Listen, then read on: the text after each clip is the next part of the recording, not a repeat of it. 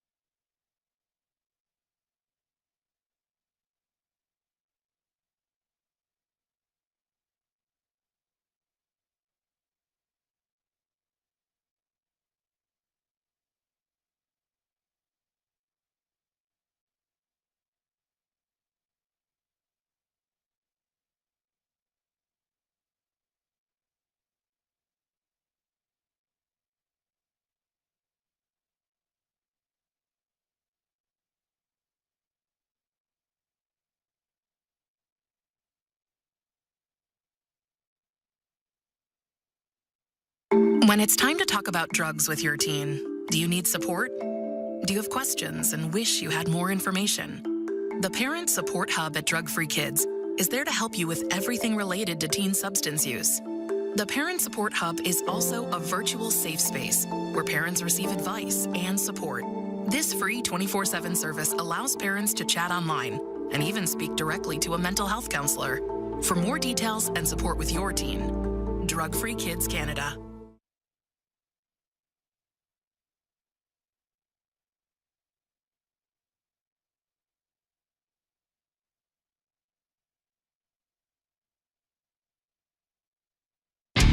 This is Real Kyper and Bourne on Sportsnet 590 The Fan.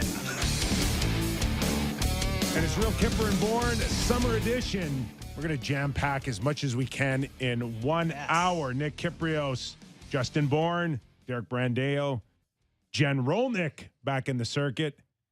And stepping in for Leaf Nation, Sammy McKee is David Sis Boom Bah. Look at him there in the McKee chair. Look at him. He's just... Big day. Hey, it's like he just gave birth. Look at him. Look at how proud he is. He should be. Where is our Sammy? Oh, I'll give you one guess. It's almost June. Why do you think he's missing our show? Because he's golfing somewhere. Is it an event, an official event, a Canadian event? Yeah, it's a legitimate thing. You know, he does host the Golf Guys on the weekend for Sportsnet, and this is a Golf Canada event. I think he's got to show his face, and you got to be a part of that to get the swag. And Sammy's been, pushing to get a free driver or something from someone on the show, and this is the only way. You got to be there. No, right? no, for sure. Yeah, So if there. it's for free, it's for McKee. I like that. Yes. If it's for free, it's for McKee is Yes. sticking. Pretty good. Yeah. Well, listen, in about 19 minutes, we're going to welcome in Brian Burke. Wow. Yeah. And I'm not sure if we've heard from him, if he's gone on record since he's left Pittsburgh or not, but I'm really looking forward to this in about, 18 minutes now. Yeah. So that'll be great. We better get to it.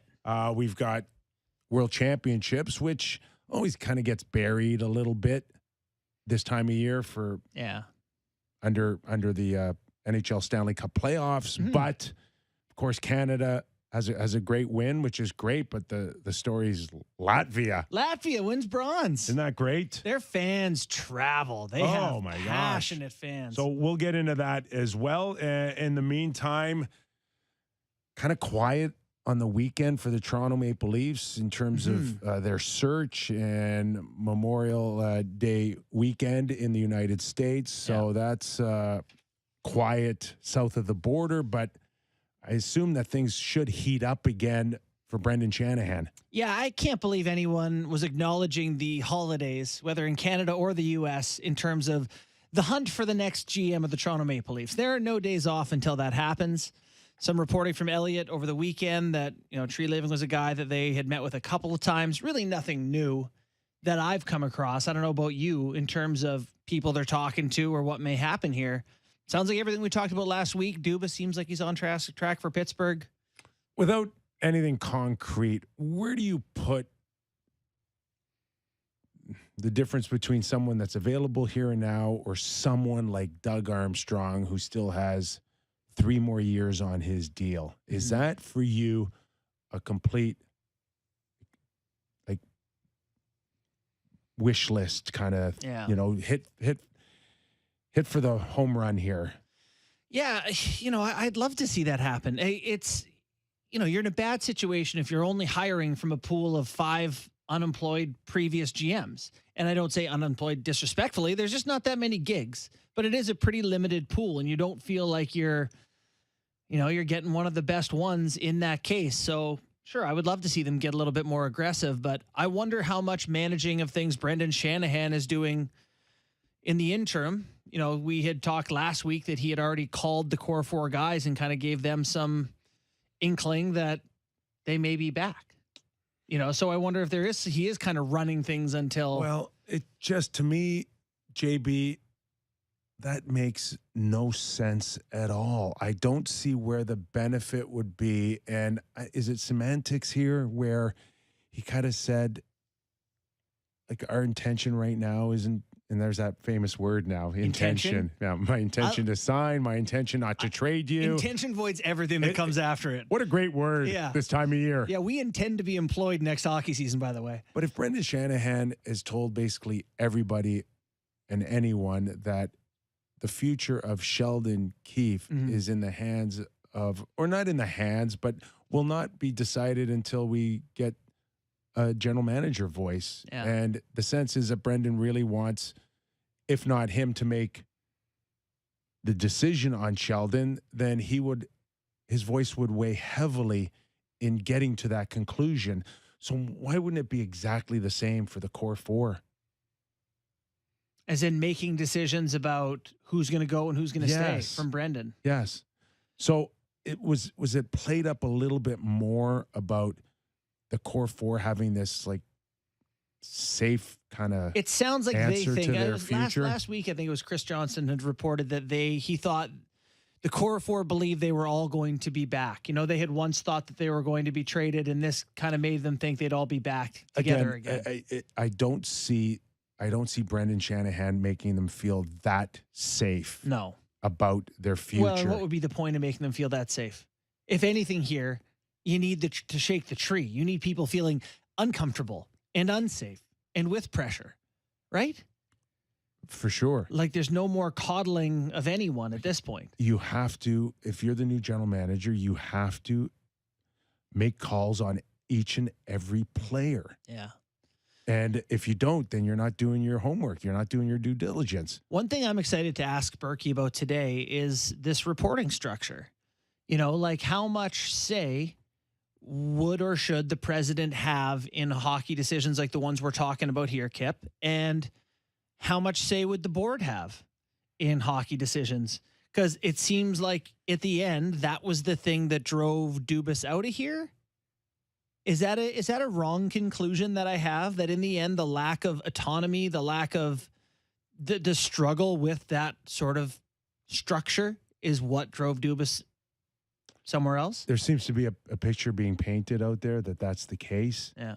But for Kyle, who had been 5 years as the general manager, and then, correct me if I'm wrong, another 3 or 4 as assistant in the organization. Yeah, he ran the Marlies when I was there. You've had 10 years to kind of see the way things work. And in the last second, bottom of the 9th, 2 men out, you are now trying to change the rules of how things work. Mm-hmm. And when you dealing, and this is a great conversation to have with Brian Burke in terms of, how different is it when you work for, like, say, one man. Yeah. Samuelis had Anaheim, right? Right. That's one owner. And one he had to fan. report to him as the GM. Walks up the stairs, gets a yes and no, comes down. Right. Do you think that's the way it worked for the last 9 years for Kyle Dubas? Of course not. You have MLSE. So I just can't imagine missing a deal because of that. Like, hey, I'm just going to say that, it sounds to me like maybe he could have got Ekholm once upon a time, but couldn't get the approval process. This is piecing together 300 rumors and, innuendos from people doing reporting. It feels like he couldn't get a D-man he wanted at some point. People are reporting that it was some big name D-man, whatever. That's what it feels like to me. I find it impossible to believe that he could have had a guy and then said, I got to go to my board or I got to go to Brendan. Let me get back to you on that. Okay, and it took too long. It wasn't the board he needed to go to. He needed to go to Brendan. Okay. And then Brendan goes to the board. Okay. That's the way it works. But I find it hard to believe that he couldn't tell, again, say it's Nashville, David Poyle or Barry Trotz say, I got to go through a process here. It's going to be 2 days to get, an answer for you here. We're going to do this deal. I just got to talk to these guys. I can't believe you lost a player because of that. Even if you did, that's just the way it is. Yeah, but that's not cool. You got to be nimble enough as an organization to get guys. If that in fact is the case, then yeah, that's a conversation you should have in private with your, a potential new contract. And say, 100%. Hey guys, you made our team worse because I couldn't do deals. There's also a reason why, we are who we are, and this is the way it's run. Right. And yeah, there might be opportunities when you may lose a deal because of it, because it's such a machine here. It's a multi-billion-dollar machine here, and it's run much differently than Anaheim or Florida or other places. And either you live with it or you walk. I guess I just find it hard. But that's what happened. It sounds it's like. Not. It shouldn't. Be I also just don't think it happened. Shouldn't be a surprise after 9 years. No, it wouldn't be a surprise. But you can see yourself getting fed up with it and saying, if it's not going to change, then I am going to leave. I find it hard to believe that MLSE being where they are after not winning a cup since 1967, they're gonna be this company that lose deals because I agree of their red tape. Isn't the board I don't people? buy it. I don't buy it. If there's a deal to be had and Brendan makes one phone call and says, here's the contract we're bringing in and we need this done in 30 seconds. Yeah. I cannot believe someone at the board would say, no, we're going to check with our accountant first. Yeah, I agree with that. And so I find it, I don't necessarily think that that's accurate on how this all played out. But I do think that there would be frustration, with Kyle and wanting it to be different. I wouldn't be shocked if that were the case. But yeah, for them to already have gone to those core four guys and say, hey, you're going to stick around or you'll likely be back. Don't love that. I also feel like it's borderline unfair that Sheldon Keefe is just like waiting to get fired. Right? And like, this has been an ongoing thing throughout the, you look at any firings, the last thing they care about is whether or not someone has enough time to go find another job. Yeah. It's like you've got another year on your deal. You'll get paid, but we get to dictate.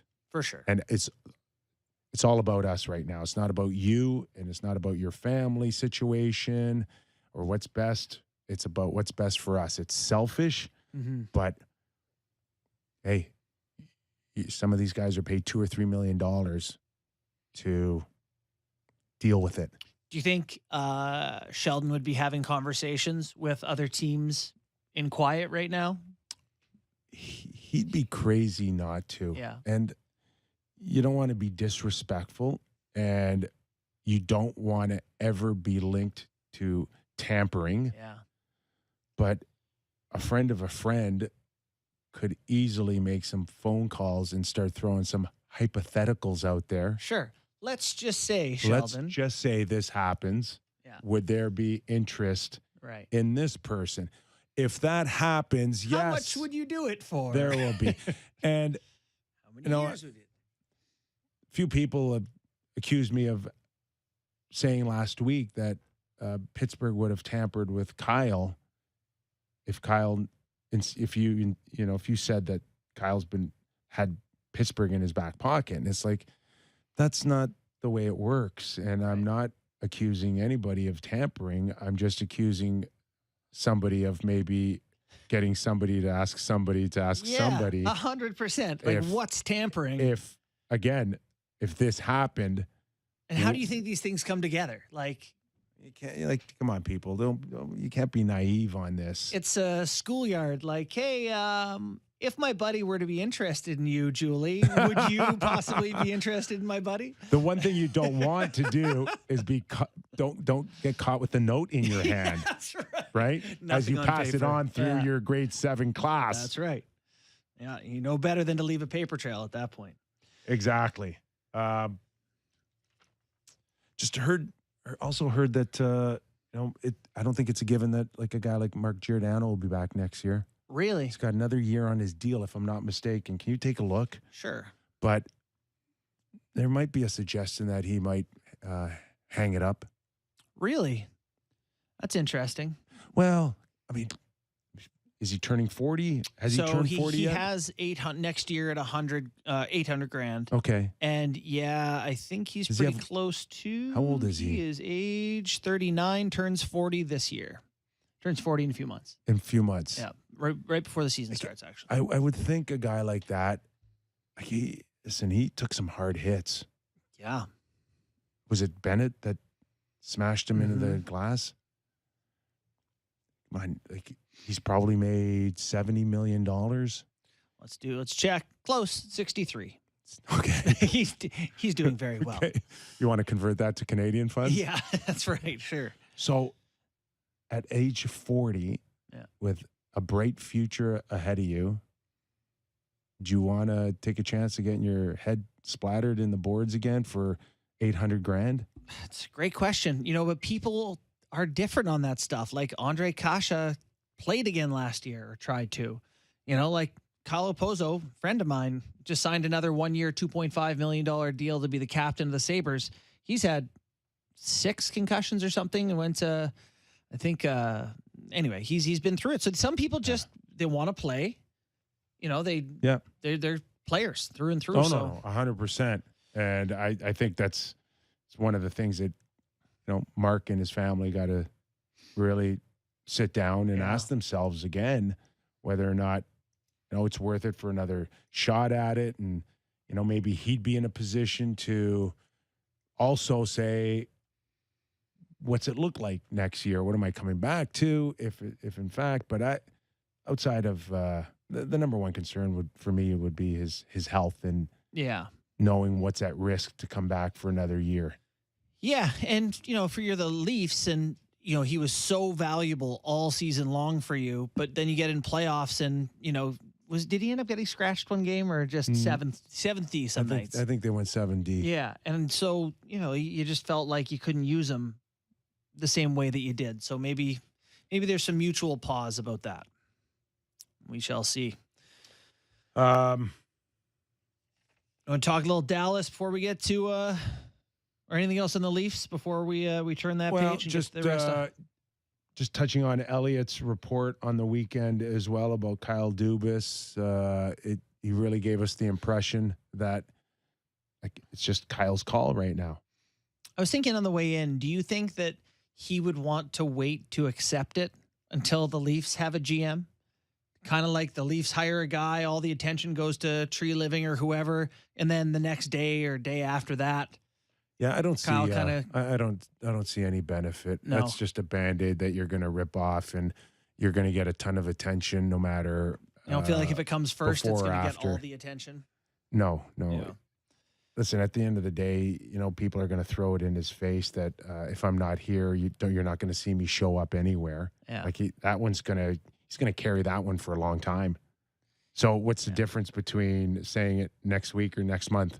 Yeah, and actually, you're probably better off just wearing it and explaining what changed in the circumstances. And Would it be a surprise to you if he takes it without, say, or he takes it as a president of hockey ops? that would surprise me. He's going to hires- be the GM for sure. For sure. Well, in terms of I can't see him could he accepting. hire a general manager and be above him? I don't think so. I don't think he could keep his nose out of it. He's too competitive. He'll want his daily imprint on deciding the roster.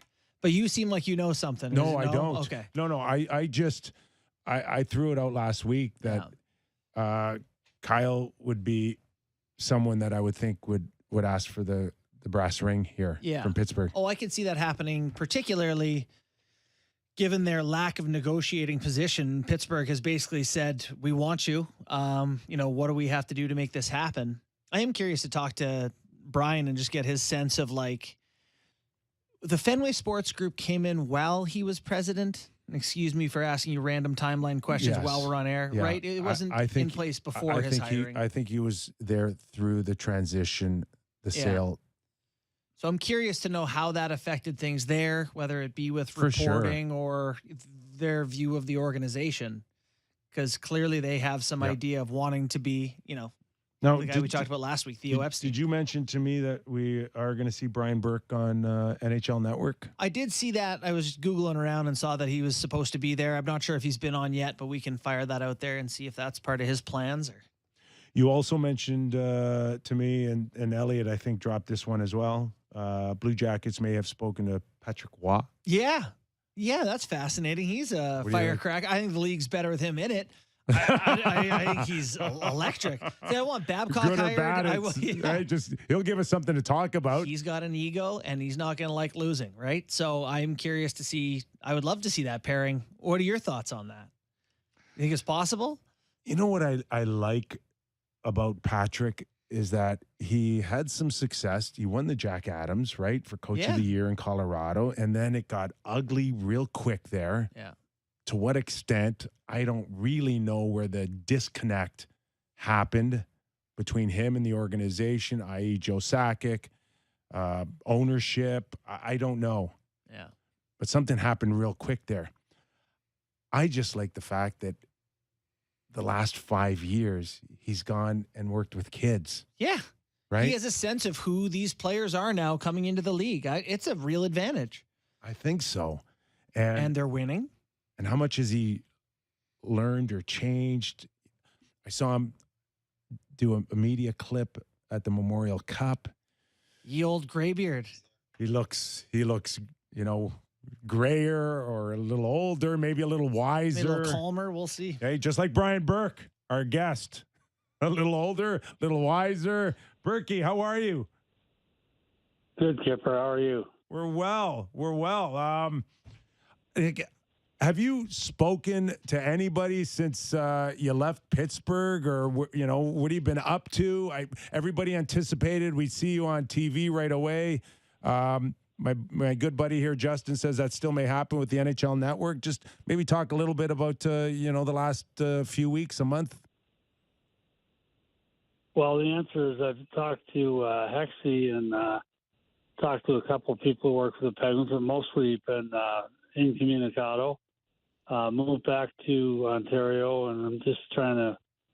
I had a knee replacement, and I'm trying to get the other one scheduled, and that's going to be in Pittsburgh, and we're keeping our place there for now.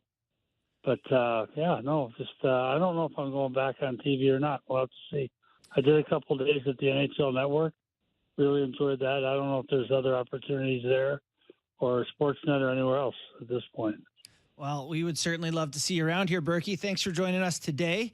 Wanted to get just hear a little bit about how things unfolded there in Pittsburgh once that new ownership group came in for you there. Did you feel things change as the new ownership took over? Did that affect things for you there? Well, first off, Justin, thanks for having me on. I didn't mean to ignore you. I didn't know who was on. I called you Jason Bourne. I called you Jason Bourne a couple of days ago. Oh, boy. Anyway, thanks for having me on. What happened? The team got sold. That's the third time that's happened to me, where a team was sold when I was fired, and some relatively, in one case days, one case months, one case close to a year, I guess, after the team was bought. So I think we knew right away we're at risk when an ownership group comes in. And I want everyone clear on this. I said the same thing in Toronto when I get fired. New owners have the right to have whomever they'd like run the team. Right. Like the fact the team got sold doesn't mean it's guaranteed you're going to get terminated, but there's a good chance. And they bought the team. They spent that money. They're entitled to have the people they want run it. So there's no issue from our standpoint that a change was made, and it's kind of expected in a lot of cases. But no hard feelings that way. It's just we had hoped that if we had some success, we'd be able to prolong our stays there, but it didn't happen.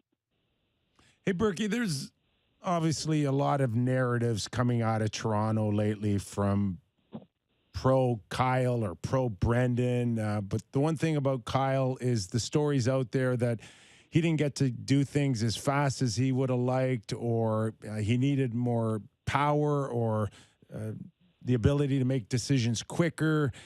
Can you speak of the difference between maybe just one owner? Like, I know you had the Samuelis in Anaheim, or if you've got, a complex company like MLSE with so many divisions, or the Fenway Group, and how that might have affected Kyle or anyone else in that position.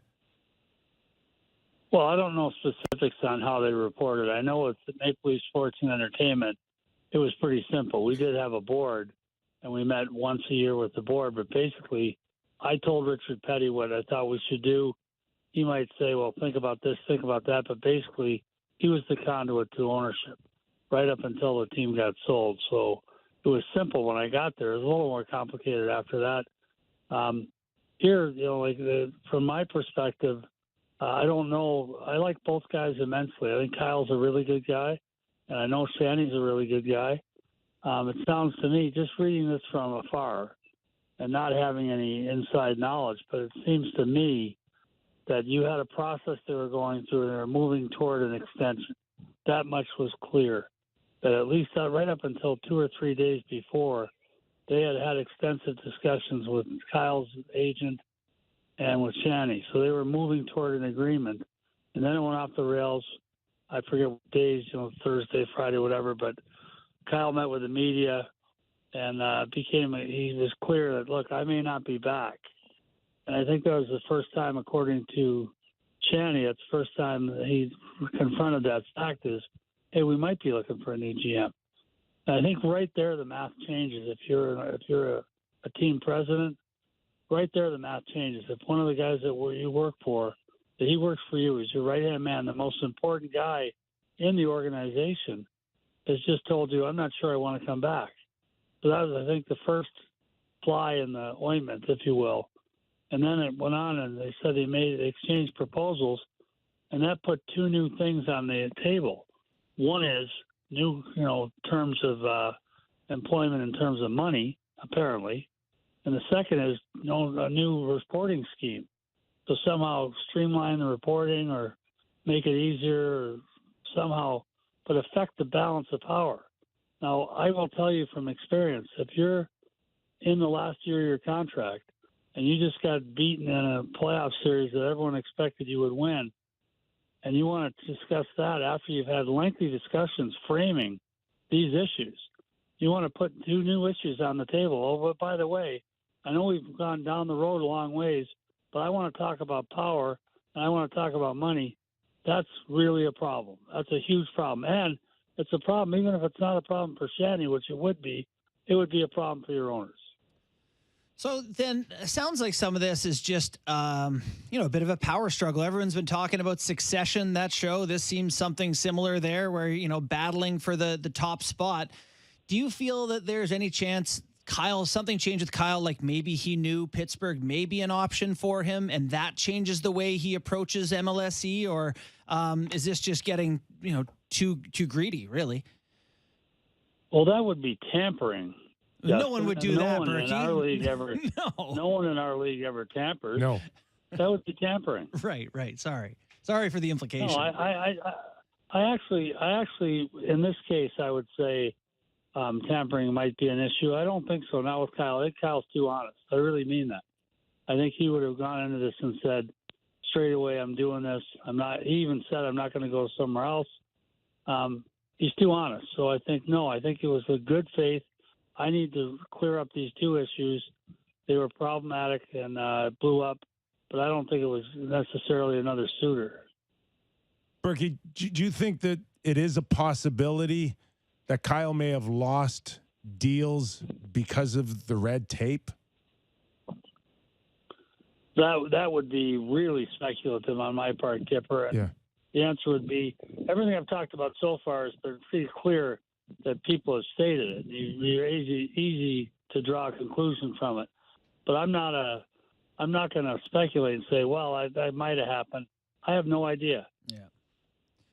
Well, if indeed Kyle does end up in Pittsburgh, you might have some unique insight to the challenges that would face him this offseason.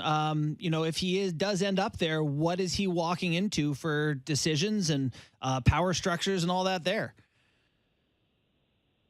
Well, the time that I worked with Fenway, I found them to be forthright and honest and good guys. I had no issues with them. I think they made up their mind on us and where we were going. Much of the reporting since we got fired has been disturbing. There's been a real concerted effort on ownership or coaching staff or both to tell this narrative a certain way. And I'm not going to engage in telling the other side of that story because that's just silly in my mind. One, I could say, well, what about this? What about that? That's just silly, and I'm not interested in that. But that narrative has changed. But as far as my time working for them, I enjoyed working for Fenway. Burke, there's going to be a new general manager, and you're someone that's lived it here in Toronto. And what advice would you give that new guy about this market compared to any other? Is it just wrong of him to come in here and think, hey, a job's a job? What's so different about here and the challenges?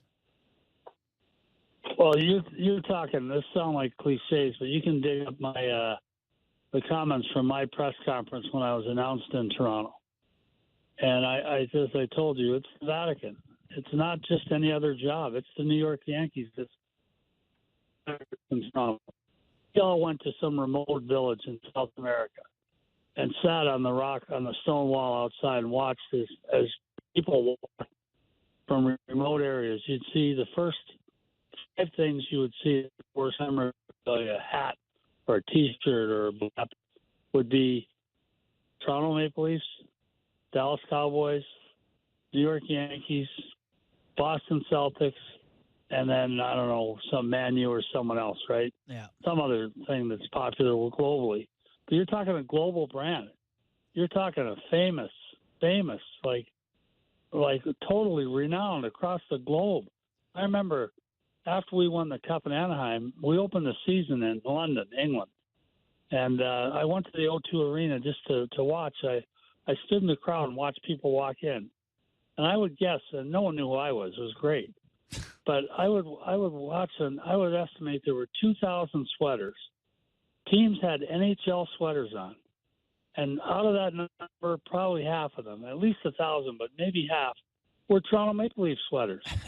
And then the other common ones, like Montreal's common, Boston's common and popular. They're both real popular brands. But Toronto dominated, and we weren't playing. It was Anaheim versus L.A. It wasn't a Leafs game. There were 1,000 to 2,000 Leaf sweaters there. I've never seen anything like it in my life. The year we had that game at the Big House, before I got fired, Gary Bettman called me and said, we're going to have a problem selling tickets in Detroit. Can you sell 40,000 tickets in Detroit for the Toronto Maple Leafs? I said, Gary, I'll need 48 hours. Call me back about a week later and said, what about 60,000? I said, well, then I need 72 hours. We had ticket requests from 32 countries. You know how many people are going to fight to get that job? Yeah. You're going to have a first aid ward with people battered and bruised trying to get that job. So, yeah, it's special. Now, is it difficult? Is it pressure-filled? Was I able to get it done there? No, I wasn't. But I would still tell anyone it's a special place to work. I loved, and Nikki knows this, I loved my time in Toronto. I loved it. Even though I didn't have any success with my team, even though it got difficult at the end, I loved it all. Well, it is such a coveted position now, and like the biggest names that are out there are being tied to the job. Whoever it is going to take this job, and it's not like when someone can come in and say, I'm going to rebuild this thing. I need some time to assess. We're going to tear it down. We got 5 years. Like, they may have to do something significant immediately. Where do you sit on the idea that the core that's been here that hasn't gone where people expected them to needs to get broken up? Well, again, it wouldn't be tampering for me to talk about it now because I'm not employed by a team. But I would say this. I've been very open in real time during my time at Sportsnet about the Fab Four, the Big Four, whatever, and the contracts they were given at that time. I called it out in real time, Justin. You'll remember that, Yep. Nikki. You'll remember it. Yep. I said it was a mistake, the sequence they signed him, the amounts they paid him, the no trades, the terms. I went after all of that every bit as it happened. Again, it's real simple. When things don't work out, it's real simple to say, I told you. A lot of people didn't. I said it in real time. So, yeah, I think there's some real question marks about how they put this together, what they do next. There's some time frames that kick in now. That's new. So new contract trade limits and what you can do and what you can't do all kick in. So it changes the timing of the new guy, but it doesn't change the difficulty of the job. This job is flat out hard. Mm-hmm. There's a lot of hard decisions to be made. You're capped out. You're a Canadian team, Canadian taxes. It's hard, but it can be done. And someone's going to figure it out there, and they're going to have a great time. Do you really think it can be done? Is it even fair to ask someone to come in and assess this and think that you can have all the answers before July 1st when some of those no trades kick in? No. You don't have to figure it all out, though. You just got to figure out two things. What are the two things? You got to figure out what Austin Matthews, if there's no trade, if you're happy with that. You got to figure out what you do with Mitch Marner. As far as the others, wait, there's no deadline there in my mind. The list of 10 teams on Nylander, I think, kicks in. So what? Okay, so you need to get a trade made. So the Marner decision will look after itself once you get the Matthews decision, do you not? Yes. So what's so complicated? Well, hold on. If Matthews is re-signing, then you think that's the decision you have to make is trade Marner? No. I'm saying that you probably have to trade Nylander or Marner at some point, but I think the pecking order would be that you would trade Nylander first out of that group. Yeah, it's a source of much conversation here in Toronto. Just, does it move the needle enough if you move Nylander? But is Tavares' contract excluded from this? Yeah, I don't think he's going anywhere. And I really believe when you get a no trade clause, that should be in good faith in general, especially if you gave it to him. I didn't mind if there's no trade and I didn't give it to the player. We might have a discussion about waiving it. But in general, if it's something I gave a guy, barring some catastrophe or real underperformance, and that's not happened here. Whether you like John Tavares as a player or not, he's kept his bargain here. He's worked his ass off. He's been a good player. He's a good guy. So there's no issue there. No, I think it comes down to Nylander. And Nylander, by the way, is a guy that I've been critical of on TV. I think he's had 2 back-to-back spectacular years. Yeah. So I think he's finally worth the money. I think it took a while. I think he's finally worth the money, and I think he's tradable. And then the last big decision would be there's still an employed coach. And Kip and I have kind of gone back and forth on this. I kind of feel like it's a strange position for Sheldon Keefe kind of waiting to get fired. Do you have any issue with the way this is kind of playing out for the Leafs coach? Well, that's part of being a coach. That's the unfortunate side of this business, is that this a guy is going to have to wait out that decision and see what happens. And that's unfortunate. Like when a guy's hanging in the balance, the one merciful thing in Pittsburgh was we were fired on the spot the next morning. Yeah. But as far as the what happens next with the coach, he certainly his winning percentage. Like here's the thing about Sheldon Keefe in my mind. He's been a winning coach everywhere he's coached. He's had a good record as a coach. He's done a good job in Toronto. I don't think that's a priority for anyone who's looking to bring in a new GM. I don't think the coach is a priority. We only got a few minutes here, Burke, but I just want to touch base because people have often asked me about playing for you. And the one great thing about having you is that, you're watching my back and anyone else's who's on the ice. And that's been your forte throughout your career. You get to Toronto, and then it's a different beast, as you just mentioned. And there were times, Burke, when I watched you, and you got into a few battles with a few around, either through the media, Toronto Sun, Star, I'm not sure, Hockey Night, but you went to battle on a number of occasions, either for your players or for your club. Is there anything that you regretted back then, or just felt like no. You went too far? It's too big of a beast here. how thick No. how thick does your skin have to be be a general manager or president in this town? The fights that I had with the media were almost always brought on by someone in the media, and almost always involved one of my players or the team, not me. Like if you read back these horrible criticisms of Brian Burke, I seldom responded to them because I don't care. Like Pat Quinn taught me that. My first year in Vancouver, 1988, Tony Gallagher wrote something that really hurt my feelings. I was really sour and down about it. And Pat called me in and said, "You can't do this job unless you learn to ignore that stuff." So I've never paid any attention to it. But the fights I had were always on behalf of a Phil Kessel or Dion, and always on behalf of my players or my team. And I'll happily resurrect those again. No regrets that way. I would take back a couple things in my life. One was losing my son, but no one can do anything about that.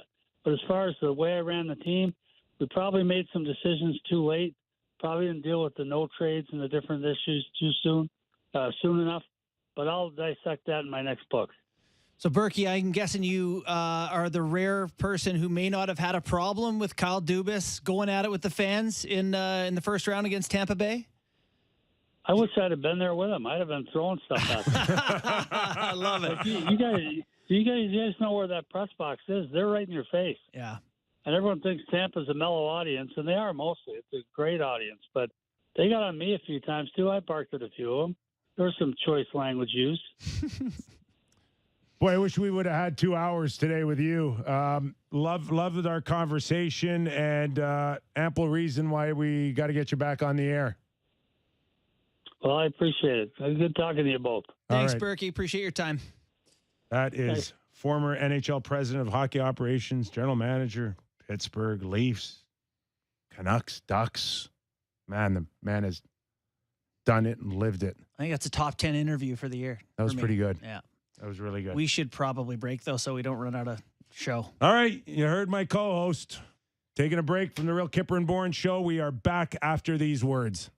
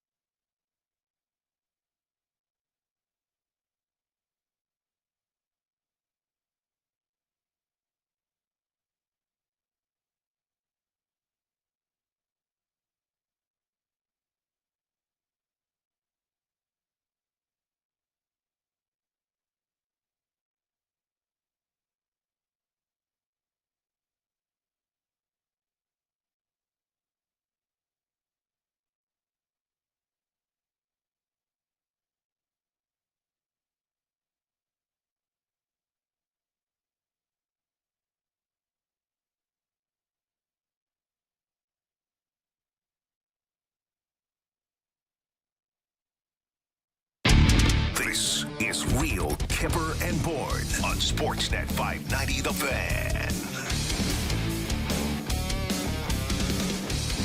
All right, like we said, jam-packed hour. JB, what do you have for us? It is time for playoff picks presented by Bet365. Visit the app for the latest odds. Coming up here is a large Game 6 between Dallas and Vegas. Vegas right now, the underdog at plus 110 on Bet365. I cooked up a little parlay for myself tonight, which is simple. I got under 6.5 goals parlayed with Jamie Benn over 1.5 shots. That's a plus 125 payout. So basically my thought is 4 of the 5 games in the series have been under 6 goals. The only one that wasn't was game 1, went to OT, went 7 goals. And Jamie Benn's going to be refreshed and embarrassed and shooting the hockey puck. Because I have no idea who's going to win this. I don't know. These two teams are pretty evenly matched to me. It is. Did Vegas give Ottinger a window here to get his game going again? Yeah, somebody gave me a stat. cooking. Somebody gave me a stat about how he finishes series compared to starting them, and his save percentage just goes through the roof right now. Yeah, he's played 5 elimination games in his career, and I think won them all with like 960 save percentages. So, yeah, tough to bet against Dallas. If you do like Vegas, Bet365 has another pretty good one, which is just betting Vegas plus Alex Pietrangelo over 0.5 assists and Marchessault over 0.5 points. So those two guys get a point and Vegas wins plus 550. So, there are ways to bet Vegas and get paid pretty well. So when we were talking about the Leafs being down 3-0, what did we say it would be the 4th or 5th time I in think it's history? happened 4 times in history. Okay, so it would have been the 5th time. Yeah. So now Dallas has a chance to be the 5th. Yeah, Dallas is sniffing around here at home tonight. And Ben back. on the weekend, we saw the Boston Celtics hang in there. God, Boston. They just win all the time. And that's never been done in the NBA. Is it never been done? David says I'm pretty sure you're right. Because, typically in basketball, the favorites are heavier favorites, right? You can put the ball in the best guy's hands. I can see why that would happen. But yeah, Miami is backs against the wall. So, Aiden Hill's been unbelievable. Right, but the longer the series goes on, the more it's like Aiden Hill's a third stringer and Jake Ottinger's one of the 5 best guys in the league. It's called Cinderella. Yeah, and Cinderella. And you're getting the coach closer turns to into midnight. a pumpkin. Yeah, I think so. Right? I do think that Dallas is going to make it hard, but I think it's going to be low scoring, because I do believe in Ottinger, and I think Vegas will make a good push. So that has been playoff picks presented by Bet365. Visit the app for the latest odds. You said Ben on a point and a half? If Ben gets 2 shots. And Dallas, and the total score is under 6.5, then you win plus 125. It's a pretty good bet. Pretty good bet. Thank you. Thank you very much. Do you think, I saw someone write me today and was like, hey, should Dallas put Jamie Benn back in after his suspension and they've won 2 games in a row? The answer is yes. Yeah. He's the captain of the hockey club. He is. And he's going back in. He's turned himself into a player in the last year and a half, 2 years, because there was that window where him and Tyler Seguin were like, how do we get rid of these guys? Yeah. Brandeo tells me the Celtics are the 4th team to take it 7. 4th team to take it to a game 7. No one has actually overturned a 3-0 deficit. Yeah, that's pretty cool. That's huge. So I have a theory that I'm curious to get your thoughts on as someone who's seen Stanley Cup final or playoffs all the way through, played in it, covered it, whatever. That I don't want to say the intensity slows down now, but I think you can't keep up the pace of that first round. Do you know what I mean? Like people are hurt Always and shot tired out of a cannon. And just like it's hard in this back half of the 3rd round. And to me, Jason Robertson, who had a really slow start, wasn't good for a while, is kind of coming to life. He scored, I think, 4 in the last 5 games. Yes. Jack Eichel has been very good for Vegas, as things have. I wonder if players like that, who are more skilled guys, have a better chance to shine later in playoffs as attrition sets in. I get the theory for sure, because there's a tendency to take a little bit of an edge off in the 3rd and 4th round. But no. But I I still think that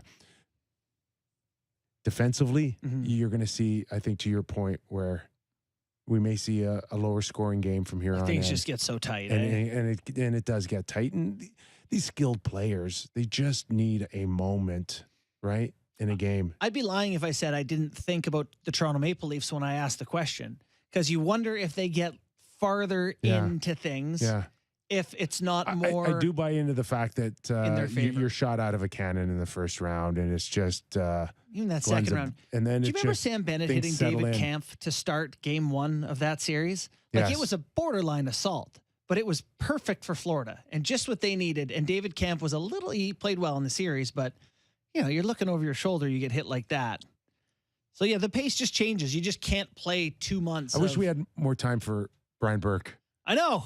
Because what did you think of that interview? I mean, I know we liked it. He's always any takeaways? Riveting television and radio and podcasts now, and like he's done it. Interesting though that he views the core 4 conversation so decisively that really there's not a ton to decide. Yeah. I just think it's been. I think it's way overplayed. If any of those 4 guys have now a comfort zone because of a call from Brendan Shanahan, I think they're making a big mistake. I get his point, though, that, you're saying that you need to shake it up. Well, Nylander's no trade isn't a no move. It's a no trade list of 10 teams. And if you want to trade a guy, you can do that just as easily down the road. I get that idea. I personally have seen this team do this for so many years. I think I just want to see something different. I can't do this year again where we in November know that this core 4 is playing Tampa Bay. Would you be a general manager or president that just says a change for the sake of making a change, or would I know it that's have what to I'm be, asking for, but it's dumb. Would it have to be knowing for sure that you're getting something different in a positive way that advances your program? Yeah. A pal of mine, Sean McIndoe, wrote an article reviewing 5 times that Stars have kind of pushed for trades. Talking about Tkachuk, we knew he was getting traded and what the other teams get back. And because no one is good as those players, you usually get a few pieces back. And then, let's say it's 3 pieces. And if not all 3 of them take, which they never do, then you end up with kind of 2 mediocre pieces. It always ends up looking bad. Always.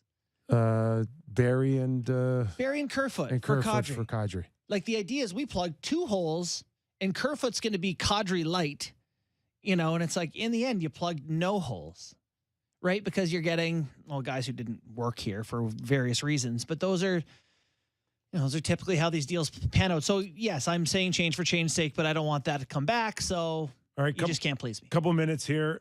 You think Laviolette ends up in New York? There was also some talk about Patrick Waugh in New York. Where do you see the Rangers going? I saw Sheldon Keefe's name too. Laviolette in New York makes sense. I was like, wasn't he already there? But no, that was Alain Vigneault. No, I can see Laviolette. We had him on our show, a month ago, 3 weeks ago, and he was tremendous. He knows this stuff in and out. He's got command of a room. He could handle the media there, no issue. It sounds like Spencer Carberry, of course, associate coach with Sheldon Keefe currently. Is garnering some interest as well. Yeah, coach of the year in the AHL, and Hershey, which is Washington's team. They need a coach. I can see that one happening. Carberry to Washington.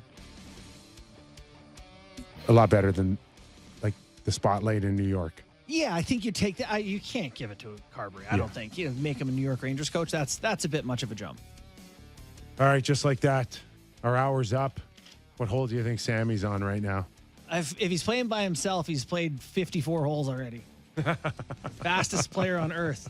All right, our thanks to Brian Burke, who was fantastic. And we're back tomorrow. Stay safe, everybody. Enjoy Dallas and Vegas tonight.